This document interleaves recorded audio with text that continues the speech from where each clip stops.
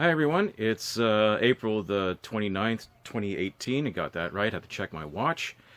And I haven't contributed to YouTube in quite a while on my channel, and so this is a continuation or a restart, whatever you want to call it, to continue on. I'll tell you a little bit of what has happened and how I'm moving forward, progressing, and making an income in a very rural area.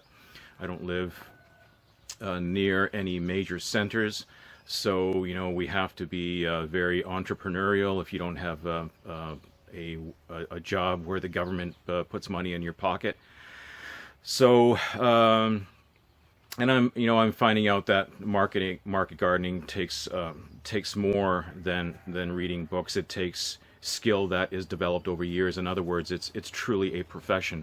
I really admire those people that do it as a profession. They're absolutely phenomenal, and I hope that one day I'll be able to call myself a professional market gardener myself. But it does take years. It's not something that you do over a few seasons. It's something that you do over several seasons, just like any other when you're good at any other profession.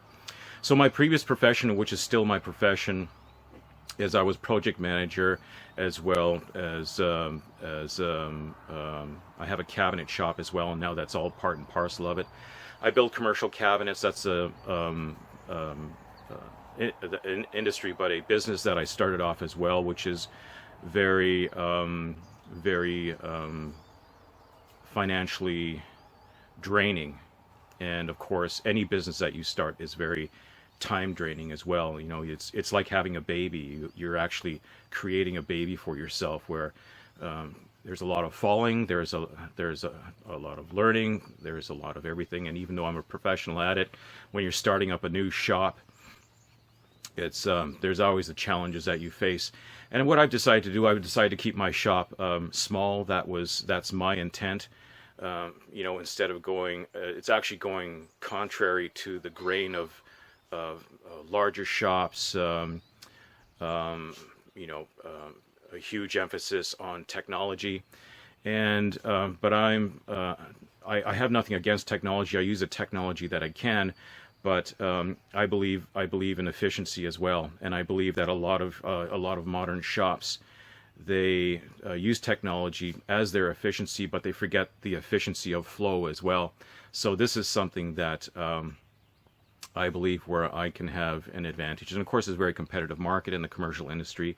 Residential is probably even more competitive, which is why I'm not into it, because even the high-end ones are not really very customized in what they can produce, and that's what I have to keep my brain going. So I need to. The commercial one allows me to be more involved, and of course allows me to use my brain a little bit more as well. And I'll show you that. I'll show you my shop, go through it. But in the meantime, not much has changed here. I'm just doing some repairs.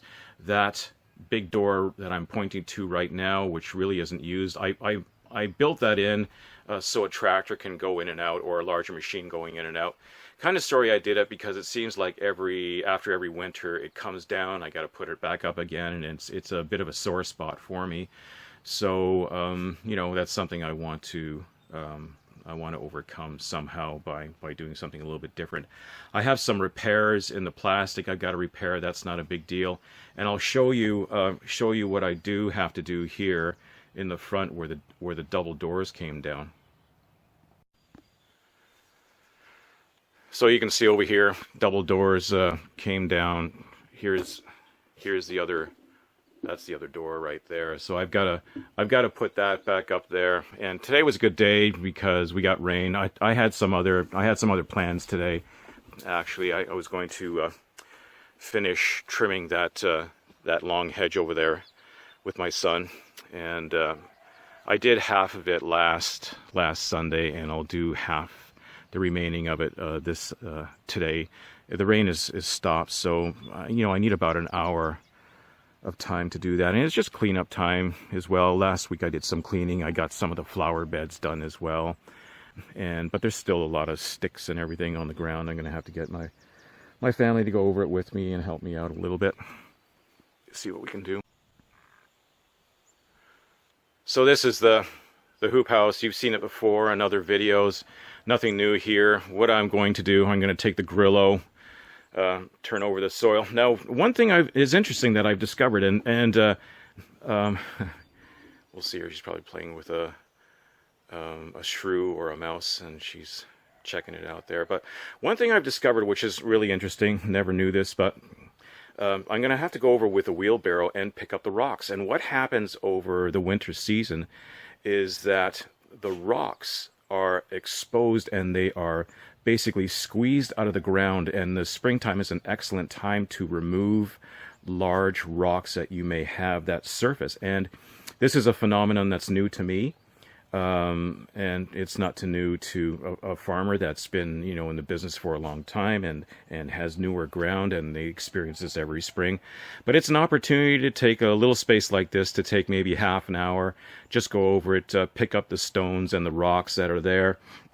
I'll take this off my tripod here, because I film everything by my phone, and I'll show you the little rocks and all the debris here, as well as one of my other dogs. He decided to chew up. But you can see these rocks all over that were non-existent basically last fall, and because of the frost, and the thaw cycle, it'll squeeze those rocks to the surface, and then you can pick them up, and the same thing in the field. Now, what I'm going to do this year, I'm going to concentrate most of my work just in the hoop house.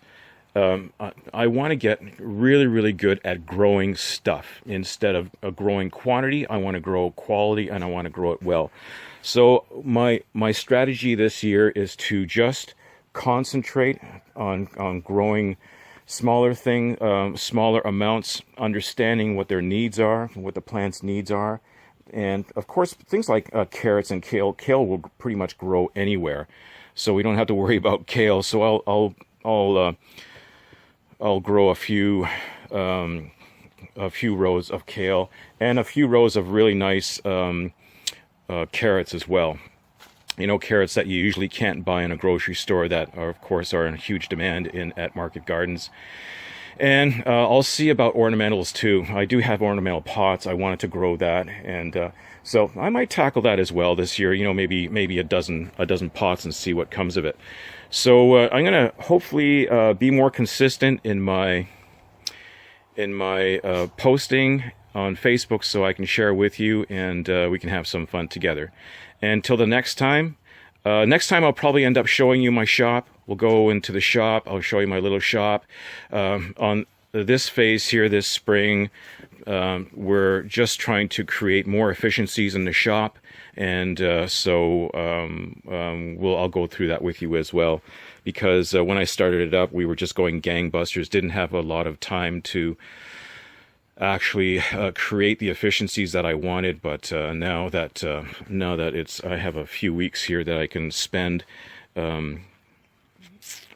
doing little things here and there, I want to increase the efficiency. So till next time, I will have speaks with you later. Bye-bye.